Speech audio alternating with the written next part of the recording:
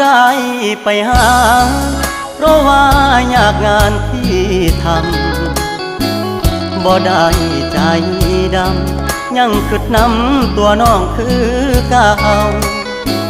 บ่ได้เปลี่ยนไปหัวใจอ้ายยังห่วงเจ้าบ่ได้ปล่อยให้เงาเสาร์อาทิตย์ติดงานโอทีได้แต่โทรหาน้องคงจะไม่ว่ากันบอกเคยเปลี่ยนพันสัญญาหักมันคนดีบ่ได้กักมีกิ๊กบ่ได้เลีกสัญญาที่มีย้อนงานยุ่งอีลีคนดีอย่าเครียดอายเด้อขอหาสุมือเจ้ามาคือน้อยใจเฮ็ดหยังหยุดงานวันวาง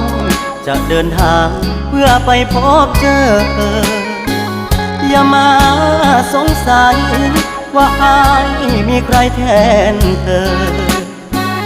หักมันเสมอบอกเคยเพลอสิคิดนอกใจ